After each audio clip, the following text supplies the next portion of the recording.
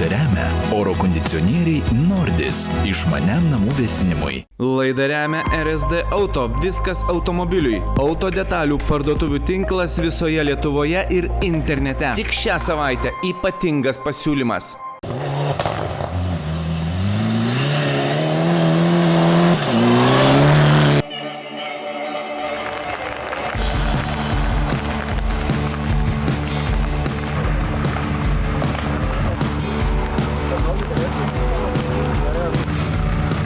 Vieną lietingos pavasario dienos rytą Ukmergės apylinkėse esančioje kroso trasoje rinkosi nemažai automobilių. Trasa tiesiog plaukė, visur buvo pilna vandens, tad ralistas projekto dalyviams, kurie pateko į trečią etapą, tai buvo tikras išbandymas. Visų dalyvių laukia tikras raliui ruoštas automobilis ir profesionalus ralio lenktynininkas Deividas Gezevičius šturmano vietoje. Deividui teko nelengva užduotis – atrinkti finalininkus paskutiniam atrankos etapui. Deividas puikiai valdo sportinį automobilį, tačiau dalyvauti atrankos komisijoje ir būti tuo teisėju, kuris sprendžia, kas iš tikrųjų yra vertas patekti į finalą, nėra lengva, nes jam teko tiesiog nulemti, kas iš vaikinų ir vienos merginos yra vertas žengti toliau. Visą dieną teko praleisti automobilyje sau neįprastoje šturmano vietoje ir vertinti, kaip greitai kandidatai sugeba adaptuotis prie itin sunkių gamtos sąlygų, kaip supranta trajektorijas, kaip valdo automobilį ir panašiai. Nors viskas vyko uždaroje trasoje ir matuoti laiką yra labai lengva, tačiau šį kartą ne vieno rato įveikimo laikas turėjo lemiamas reikšmės. Tai buvo tik vienas iš daugelio faktorių, padedančių Deividui apsispręsti. Na, o kol dalyviai apšilinėja ir bando suprasti, kas to jau vyks, mes prisiminkime praėjusių metų pirmojo sezono ralistas, vieną iš nugalėtojų, Ivetą Slaboševičiūtę.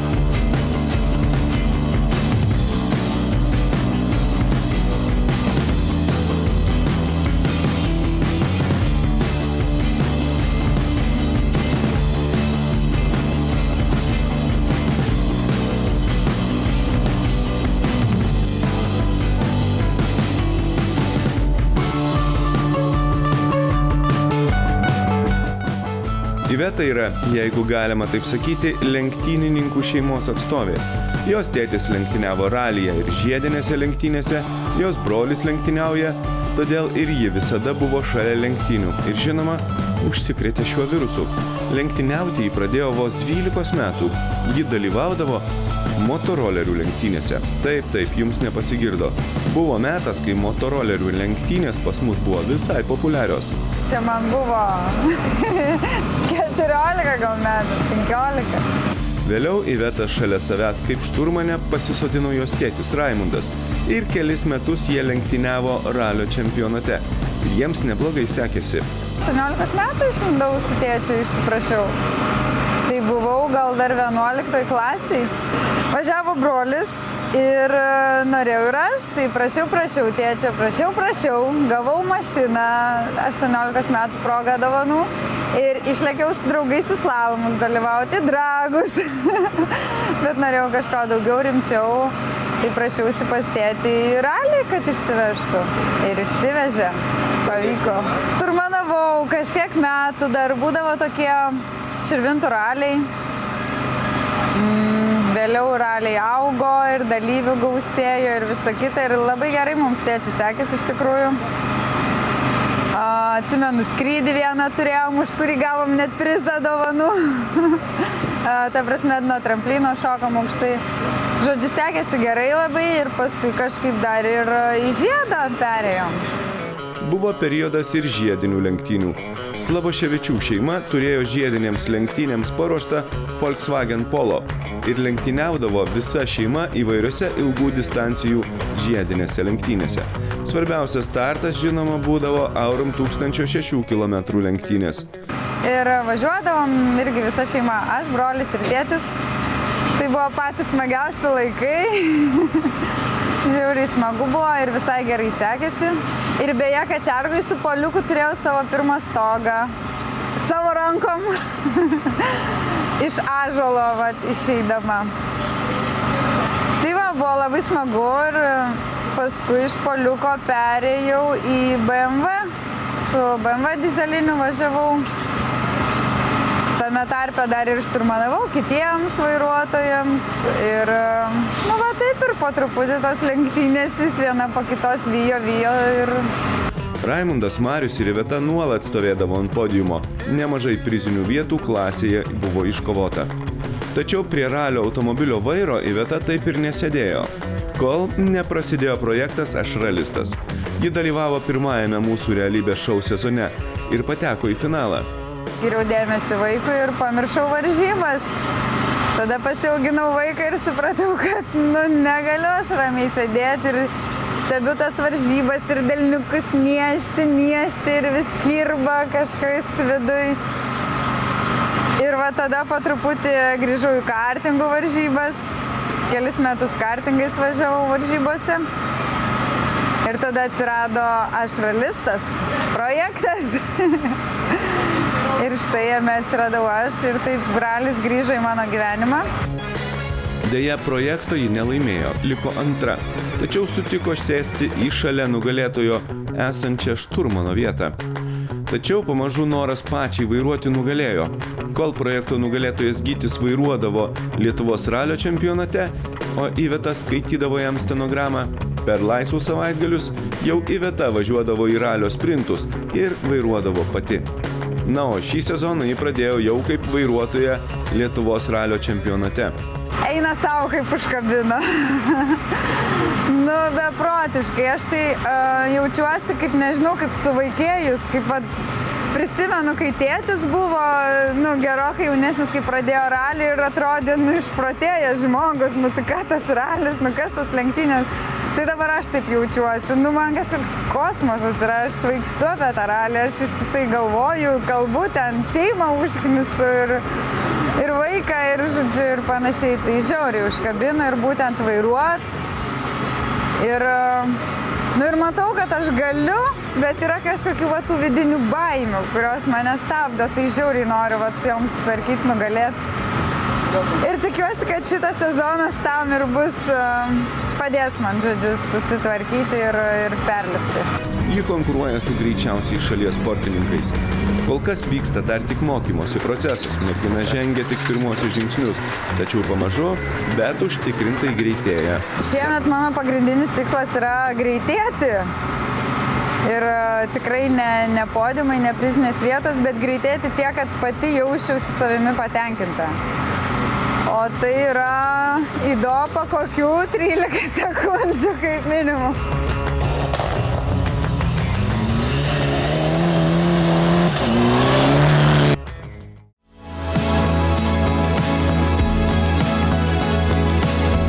Laidą remia oro kondicionieriai Nordis išmaniam namų vėsinimui. Laidą remia RSD Auto, viskas automobiliui. Auto detalių parduotuvių tinklas visoje Lietuvoje ir internete. Tik šią savaitę ypatingas pasiūlymas.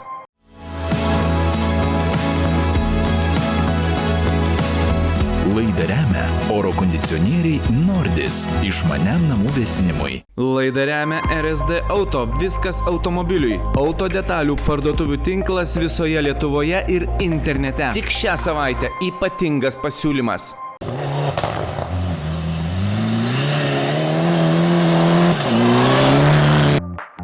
Į trečią etapą iš beveik 300 dalyvių pateko vos 30 ir lenktynininkui Deividui Gezevičiui teks atlaikyti 30 karštų galvų antplūdį. Tačiau jis neatrodė labai sunerimęs. Jaučiuosi pakankamai užtikrintas, nes jau yra atrinkti 30 dalyvių ir manau, kad jau jie žino, ką daro prie vairo, nebus tie, kur pradžiamoksliai. Jau atrankti, vis tiek praėjo tam tikrus etapus, tai kažkaip dalinai jaučiuosi saugus. Plius turim pakankamai saugos konfiguracijos trasą. Mano uždavinys pagrindinis tai yra, kaip žmogus susitvarko su automobiliu, kaip jį valdo, kaip mato trasą, kaip pasirenka trajektoriją, stabdymą ir kaip įvertina dangą. Nes reikia nepamiršti, kad čia kaip ir vairavimo egzaminė. Tu padarysi kritinę klaidą, įbrėši automobilį arba jo nesuvaldysi, tai tu iš karto važiuosi namo. Užtikrintai vienas dalykas turėtų. Sakau, labai gerai jausti automobilį. Ir turėti tiek drifto sugebėjimų, tiek slalomo sugebėjimų, tiek tos greitos orientacijos. Prisitaikymas prie dangos, nes vis tiek trasa bus nežinoma, turės nedaug jie ratų ir turės labai greitai susiorientuoti, kaip reikia važiuoti.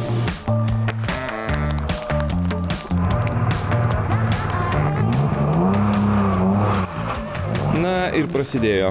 Dalyviai rodė, ką sugeba geriausiai, tačiau ne visiems tai sekėsi.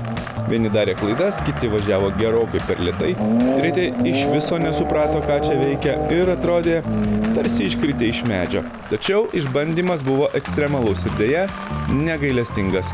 Važiavimas tik vienas. Tai 2 ratai kroso trasoje, per kuriuos reikėjo greitai susiorientuoti ir parodyti savo automobilio valdymo sugebėjimus.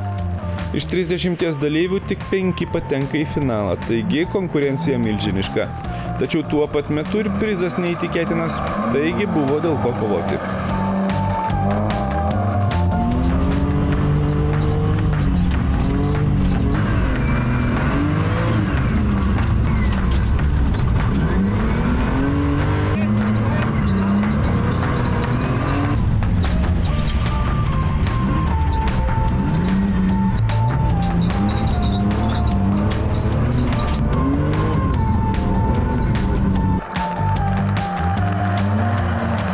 Po važiavimų visi pretendentai neslėpė emocijų. Nesu važiavęs ant žvyro su galų varomu automobiliu, tai bent jau ant šlapios dangos tai žiauriai slidu. Iš tikrųjų, labai slidu. Dėl to tas išvažiavimas dar yra į asfaltinę trasą, tai taip sukabino gerai. Bet grįžti reikia vėl atsargiai, nes ir tie bortai artėja kažkaip, tai... Bet pravažiavau atsargiai, išsibandžiau šiek tiek, tai patirtis tikrai įdomi. Bet tokia šypsena atsirado tavo veide išlipus iš automobilio? Taip pat būna, kai iš sportinio automobilio išlipu. Man kažkaip, jeigu viskas gerai praeina, tai visą laiką atsiranda jėgų ir džiaugsmo. Viskas gerai, slydu per daug. Iš tikrųjų, slidi trasa ir atrodo, trajektorijas pasirinkti įmanoma, bet vis per daug galas pabėgdavo, išleisdavo. Žodžiu, užsiėmiau driftų. Ką šturmanas sakė? Šturmanas apatį paminėjo pabaigoje. Šiaip sako, valdau gerai, tik tai ties trajektorijom reikėtų padirbėti ties tuos slydimo mažinimu. Tai aš pats tą jaučiau, kad tiesiog labai daug slydo, sustabdyti slydimą. Toks buvo klausimas, ar aš greičiau pravažiuočiau mažiau slysdamas, ar būtent tas slydimas yra gerai. Slidu labai, bet toks ir buvo tikslas, negalvoti, kad esi greitesnis negu iš tikrųjų esi, pratintis, pabendrauti su šturmanu, apžiūrėti trasą ir per 2 ratus kažko tais didelio neišmoksi. Tiesiog supratau, kad simuliatorius yra labai labai panašus į realybę. Wow, labai geras. Iš tiesų, tai didžioji dalis viskas slidumo atžvilgiu, tai buvo panašiai kaip ir tikėjausi viskas. Nebuvo netikėtumų, gal asfalto dalis buvo nedidelė, labai nustebau, koks geras sukibimas ant jos. Tai ten galima dar agresyviau galbūt, nes tikrai valdymas geras buvo. Tai va tas nustebino. O kaip šiaip sekėsi? Šiaip sekėsi, skaičiau, pakankamai gerai. Viskas buvo įsijungę mano instinktai, viskas prasidėjo taip kitaip mąstyti, kitaip matyti. Ir nežinau, čia gal didesniem profesionalam, aišku, vertinti šitą dalyką, ne man, bet man pasirodė pakankamai gerai. Viskas buvo saugumo zonose pakankamai sulaikiau.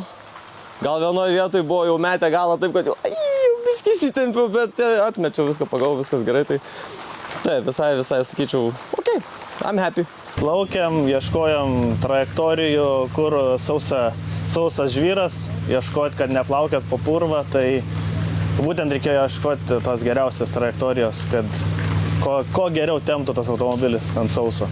Kaip įspūdis? Įspūdis pirmas ratas tai buvo toks, kad aš galvojau, kad jinai visur plauks, ta prasme visoje trasoje. Bet važiavus antro rato pusę, gavos, kad suradau tas vietas, kur jinai tikrai tempia. Tu jauti, duodi gasą ir jinai jaučiasi, kaip tave tempia. Taigi, automobilis visą intensyvę dieną atlaikė ir nenukentėjo, nors ir kentėjo. Išgyveno, atlaikė 30 jaunų karštų sportininkų išbandymą garbingai. Tačiau, kurie iš tų 30 pateks į finalą, kol kas Deividas Gezevičius neišduoda, nors pripažino, kad turi net 7 ar 8 favoritus. Iš karto tu gali pasakyti, kad jisai vertas eiti toliau, net nekyla klausimų, ne tik, kad jisai pademonstravo gerą važiavimą, ne tik, kad gerai atrinko trajektorijas, šiandien turim labai sudėtingą trasą, greit surado, kur yra sukibimas, tai atspindi net ir jo rezultatas. Mes iš tikrųjų minėjom, kad nematosim rezultatų ir mes jiem akcentavom, kad jie per 2 ratus turi pasirodyti geriausiai ir jie nežinojo, kur yra. Aš pamatuosiu laiką, o aš matau visą laiką iš karto po susipažinimo kiekvienam dalyviui ir sakau, kaip kurie sugebėjo iš karto. Prisitaikyti, surasti sukibimą, nedaryti klaidų ir padaryti gerus važiavimus. Turi savyje susidėliojęs kažkiek tai lyderių ir jeigu turi, tai kiek tų žmonių yra, kurie galėtų dabar sėsti ir važiuoti į ralį? Iš karto taip nesusidėliojus pilnai, neapibendrinant, tai tikrai aš esu pasižymėjęs 7, net gal ir 8, kurie galėtų jau sėsti ir kovoti. Ar buvo momentų, kai galvoji viskas, o taip yra tavo? Jo, buvo keli momentėliai, bet sakau, labai smagu, kad jie susitvarkė visi. Tik tai vienam dalyviui ir tai ten aš minimaliai įsikišau. Nes ir tai, kur jau mačiau, kur norėjau sustabdyti, kad jau galbūt yra negerai, galbūt mes trenksimės į atitvarus.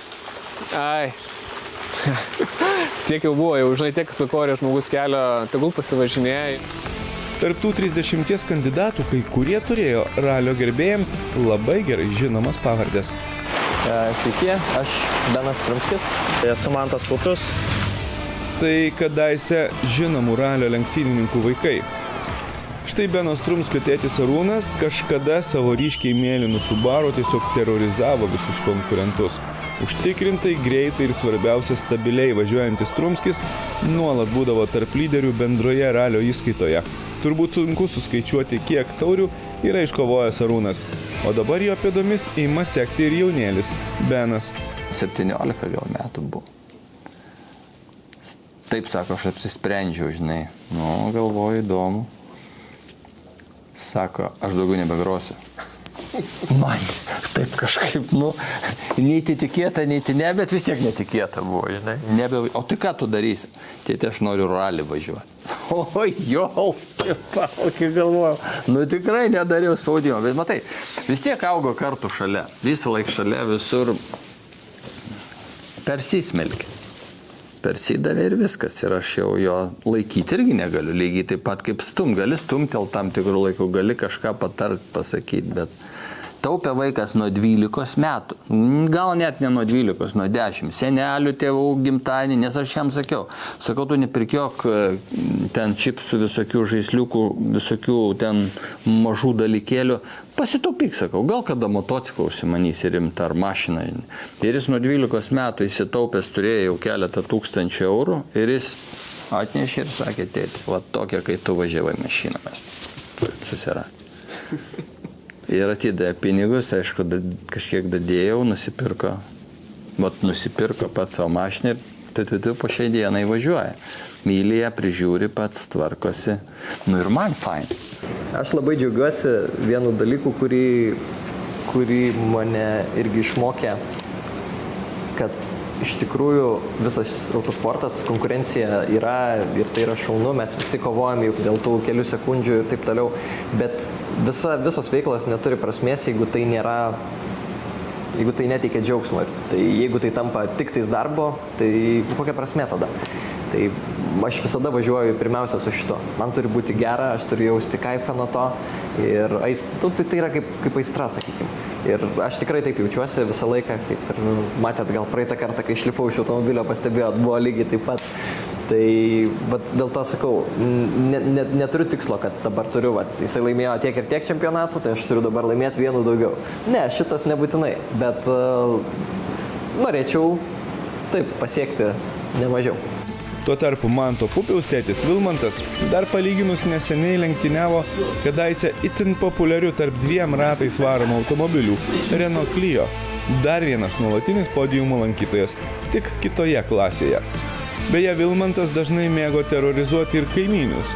Baltarusius pavyzdžiui. Atvažiavęs su Renault Clio, jis neretai lenkdavo galingesnės visais ratais varomas mašinas.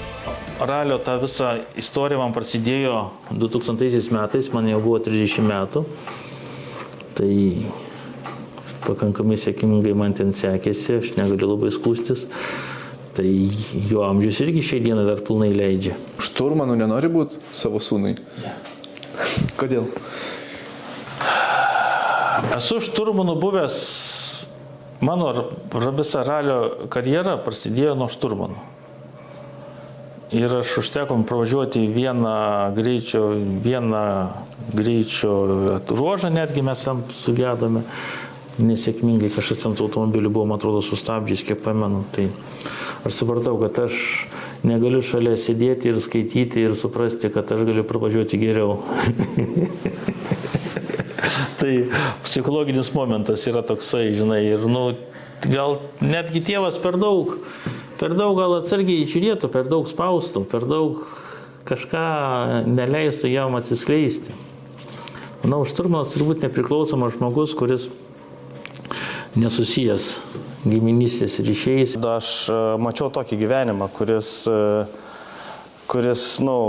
vyko aplink automobilius, viskas aplink automobilius, sportą, autosportą, būtent tas susiję, tai tiek visi žaislai, modeliukai, taip toliau, viskas prasidėjo nuo to ir kai tu matai, kad tėtis vien tik to užsiima ir pagrindinis, užsiėmimas toks laisvalaikio, tai ir tave automatiškai skabina ant to. Taigi iš 30 kandidatų liko tik 5. Kas jie tokie? Apie tai lygiai po savaitės.